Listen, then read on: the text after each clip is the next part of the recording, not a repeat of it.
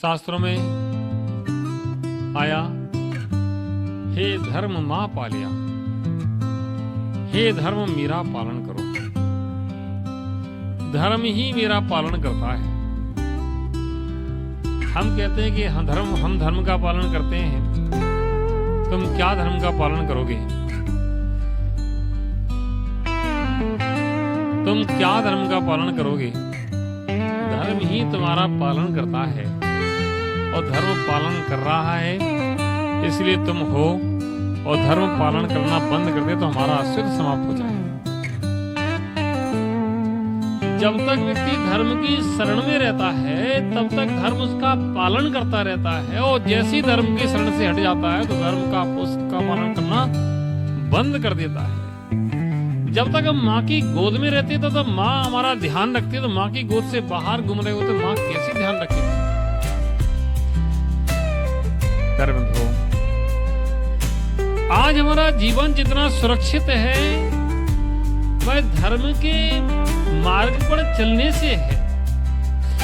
आज हमारा जीवन जितना सुंदर अच्छा दिख रहा है वह धर्म के मार्ग पर चलने से दिख रहा है।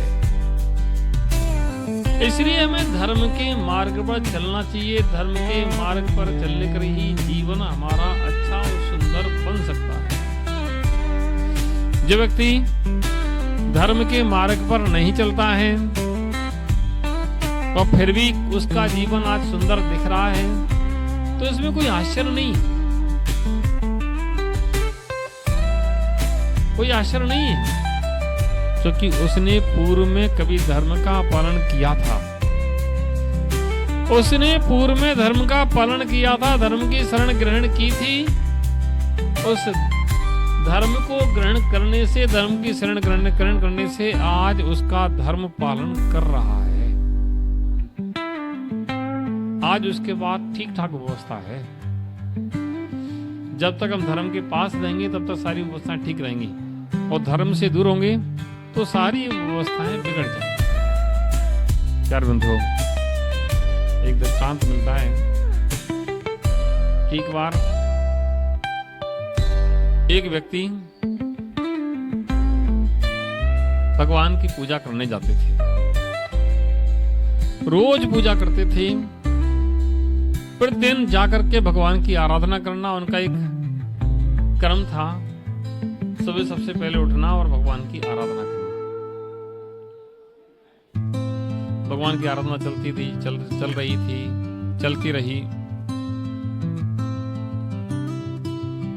एक दिन उनकी आराधना से एक कोई देव प्रसन्न हो गया।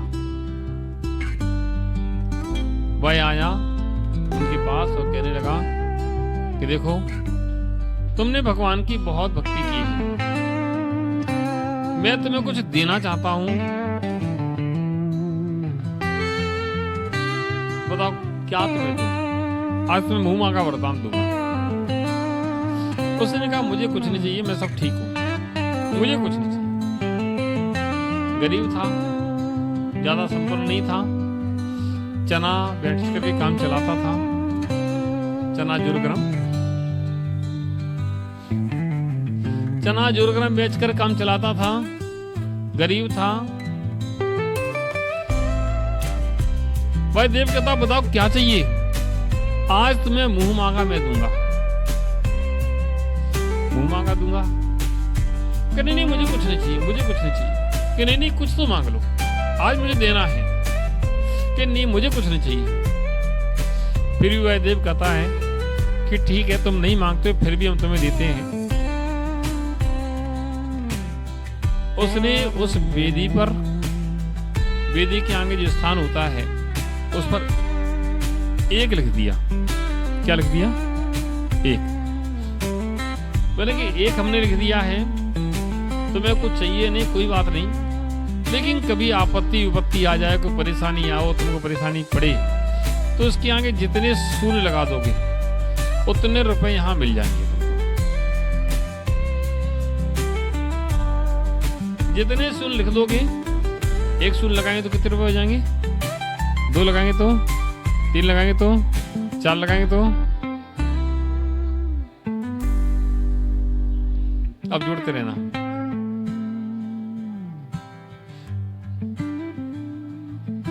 तो उसने कहा कि बस तुम कुछ नहीं करना है, तुम्हें एक शून्य लगाना है, उस जितने शून्य लगाओगे उतने तुम्हें रुपए मिल जाएंगे, और जब तक शून्य नहीं लगाए तब तक कुछ नहीं मिलेगा। शून्य से ही चालू होता है। तो देवता कह के चला गया। उस व्यक्ति ने भी कोई ध्यान नहीं दिया, भूल गया सब, चलता रहा, आता रहा, भगवान की पूजा करता रहा, भक्ति करता रहा, चना जो क्रम बेचता रहा। एक दिन पानी बरस गया बहुत, मार्केट में चना जोरगरम बेचने जा नहीं पाया। अब घर में खाने की व्यवस्था भी नहीं थी, बड़ी व्यवस्था भंग थी। 2 दिन 3 दिन पानी बरस गया। अच्छा, तो भगवान के सामने ऐसे ही बैठा था, भगवान आज कैसे हमारे परिवार चलेगा। तो उसको स्मरण आ गया कि हाँ, देव आया था, उसने ऐसा कहा था एक शून्य लगा देना। तो उसने ध्यान आ गया उसको, तो उसने देखा एक तो लिखा है, तो उस एक के आगे एक शून्य लगाया और भगवान को नमस्ते किया। तो उसने देखा सामने 10 करोड़ आ गया।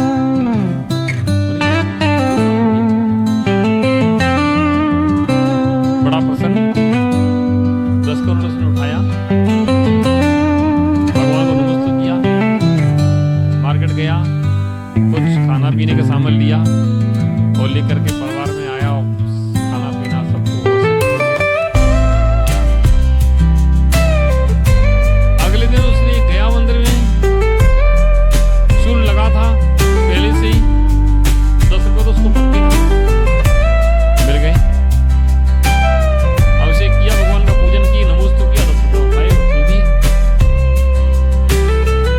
ये काम अच्छा है, भगवान ने आज हमारी सुन ली।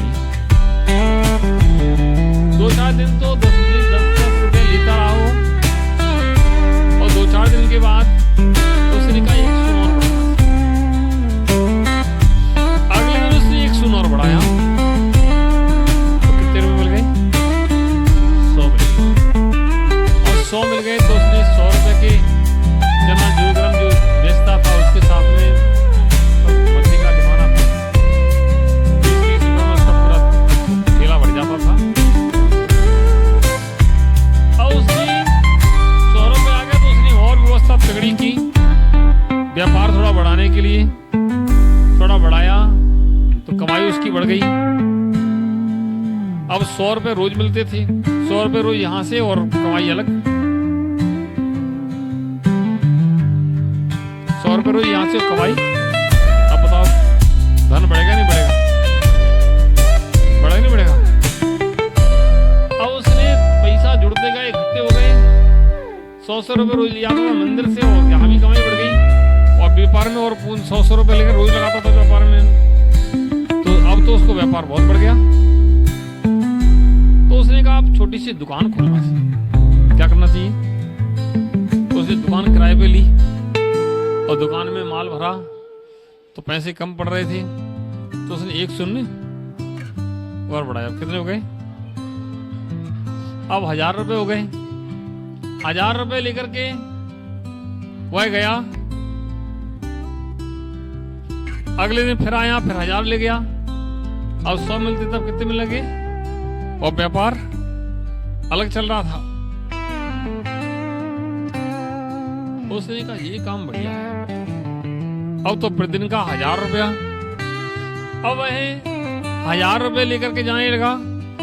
कुछ दिन बाद उसने सोचा दुकान जो है थोड़ी सी छोटी है, पड़ोसी की दुकान और है, यही मिल जाए और बढ़िया रहे। तो पड़ोस की दुकान भी उसको मिल गई। अब 1000 की जगह उसने सोचा थोड़ा सा और बढ़ना चाहिए, तो उसने एक बंदी और बढ़ाई। कितने हो गए? 10,000। दुकान की वृद्धि अलग हो रही है और 10,000 ये अलग मिल रहे है ना। उसको तो बहुत, अब तो कुछ कहना ही नहीं, कहाँ 10-5 रुपए कमाता था, अब हजारों रुपए रोज ही आ रहे हैं। चलता रहा। तो उसने जो बिजनेस करता था उसने सोचा इसकी फैक्ट्री खोलना चाहिए। क्या करना चाहिए? इस प्रोडक्ट की फैक्ट्री खोलना चाहिए। तो उसने फैक्ट्री खोलना तो पैसा चाहिए, कुल चाहिए। क्या किया आपको कैसे पता? ऐसे ही होता है। सुबह आया मंदिर में, उसने बिंदी बढ़ाई तो 1 लाख मिल गए। अब 1 लाख रुपए रोज, ये और फैक्ट्री का काम चालू अलग है ना। 1 लाख रुपया, अब पूंजी चाहिए, फैक्ट्री तो बन गई, पूंजी चाहिए फैक्ट्री लगाने के लिए। तो एक बंदी और 10 लाख, 10 लाख रुपए उठाए, माल, कच्चा माल पटका, और अगले दिन और लिया, और माल पटका, और काम चालू। एक फैक्ट्री, एक के बाद 2 फैक्ट्री, 2 फैक्ट्री, 4 फैक्ट्री, 10 लाख रुपए रोज तो ये मिल रहे हैं। और अब क्या फैक्ट्रियां खुल गई ज्यादा। एक दिन भगवान की पूजन को नहीं जा पाया, काम पड़ गया। तो उसने अपने यहाँ का स्टाफ था, नौकर था, उससे कहा देखो, जैनी था स्टाफ, उसने कहा तुम एक काम करो, आज भगवान की अभिषेक तुम कर आना, थोड़ा सा बड़ा अर्जेंट काम है, भगवान का अभिषेक कर आना, और वहां 10 लाख रुपए रखे होंगे बेदी पे, उठा ले आना। अब बंदर गया, नौकर, भगवान का अभिषेक किया, उसने पूजा की, और 10 लाख रुपए मेरी बेटी उठा के लेके आया, सेठ जी को दे दिए। अगले दिन फिर सेठ जी पूजा करने गए, फिर उनको मिल गए 10 लाख, फिर लेके आ गए। अगले दिन फिर टाइम नहीं मिला, फिर समय नहीं मिला, नहीं समय मिला तो फिर उन्होंने नौकर भेज दिया, जा भाई चले जा तू। अब 2 दिन 3 दिन गैप हो गया पूजा का, फिर एक दिन पूजा करने गए, फिर 8-10 दिन का गैप हो गया, फिर गए 1-2 दिन, अब 1 महीना का गैप हो गया। अब कौन जाता था? कौन जाता था? नौकर। और इधर फैक्ट्रियां बढ़ गई, पहले फैक्ट्री 1 थी, 2 थी, 4 थी, अब 10, 20, 25, 50 हो गई। और अब नौकर ही परमानेंट हो गया। कहाँ? अभिषेक करने के लिए। अब सेठ जी तो समय मिलता ही नहीं है, ये फैक्ट्रियां देखें कि मंदिर जाएंगे। एक दिन वह देव देखने आया, तो उसने कहा ये क्या मतलब है, जो पूजा करता था वो कहाँ है? उसने पता किया सारा मामला, ओ ये मामला गड़बड़ है। उसने 1 शून्य मिटाया। किसने? उस देव ने 1 शून्य मिटाया तो 2 फैक्ट्री में आग लग गई। क्या हुआ? 1 शून्य मिटाया, 2 फैक्ट्री में आग लग गई, 2 फैक्ट्री उधर जल गई। अब सेठ जी उसमें व्यस्त, फैक्ट्री बहुत बड़ा नुकसान हो गया, फैक्ट्री में आग लग गई, नुकसान हो गया। अगले दिन क्या 10 लाख की जगह 1 लाख भी मिले नौकर को। और अगले दिन उसने 1 शून्य और मिटाया तो 4-6 फैक्ट्री और जल गई, 4-6 फैक्ट्री और जल गई, और वो भी वहां कम हो गया बजट। उसने बड़ी आलीशान मकान बन गया था और पता नहीं क्या क्या हो गया था। अगले दिन फिर 1 शून्य और मिटाया, और धीरे धीरे शून्य मिटाते गए, और सबको ज्यादा नष्ट होता गया। 5-6 दिन में सेठ जी घुटनों पर आ गए, चना जोर गरम, तो दौड़ करके आए कि मेरी तो सो बनी ताते करूं पुकार, मेरी तो बनी ताते करूं पुकार। अब देव ने देख लिया कि आ गए हैं, कि अब ठीक है, ये ऐसे ही ठीक है, ये ऐसे ही ठीक है, कि ज्यादा दे दो तो व्यस्त हो जाता आदमी, भूल जाता है। संसार की यही दशा है, हम लोग अपने कामों में इतने व्यस्त हो जाते कि भगवान क्या है, भगवान की भक्ति क्या है, पूजा क्या है, कि हम तो कर लेते हैं। हमारे भगवान मन में बसे हैं, हम तो मन में ही कर लेते हैं पूजा, मन में ही पूजा हो जाती है, मन में ही पाठ हो जाते हैं, सब कर लेते हैं। मन शुद्ध है तो सब शुद्ध है, और भगवान को भूल करके हम ऐसे ही संसार में भ्रमण करते रहते हैं, सुख दुख उठाते रहते हैं। भाई भगवान की भक्ति आराधना करने से हमारे कर्मों का क्षय होता है, उससे कर्मों की जंजीर टूटती है और कर्मों की जंजीर टूटने से हमारी सारी व्यवस्थाएं अच्छी और श्रेष्ठ और अच्छी होती जाती हैं। और भगवान के चरणों में जो नहीं बैठ पाता है उसकी सारी व्यवस्थाएं बिगड़ जाती हैं। आज भले ही कुछ किसी के पास नहीं दिख रहा है, लेकिन भगवान की भक्ति पूजा कर रहा है तो कालांतर में उसके पास वह सब कुछ होगा जो वह चाहता है, और नहीं भी चाहता वह भी सब होगा, लेकिन मिलेगा भगवान की भक्ति से ही, आराधना से। कोई कहे ऐसी मिल जाए, कदाचित पुण्य का उदय आएगा तो चारों तरफ से तुम्हें माल मिलेगा, ये तुम्हारा पुण्य का उदय है। लेकिन उस पुण्य के उदय में जो भगवान की आराधना करना भूल जाता है, उस पुण्य के उदय में अपने ही व्यवस्थाओं में बिध जाता है, लगा रहता, तो एक समय ऐसा भी आता है कि वो पुण्य छीण पड़ जाता है। और जब पुण्य छीण पड़ जाता है तो फिर वहीं का वहीं आ जाता है। फिर भगवान का स्मरण आता है, फिर भगवान के पास पूजा करता है, फिर भगवान की भक्ति करता है। बस यही संसार का नियम है। ऐसी संसार में लोग भटकते रहते हैं कि सुख दुख में सुमरण सब करें, और सुख में करें ना कोई, और जो सुख में सुमरण करें तो दुख काहे को हो।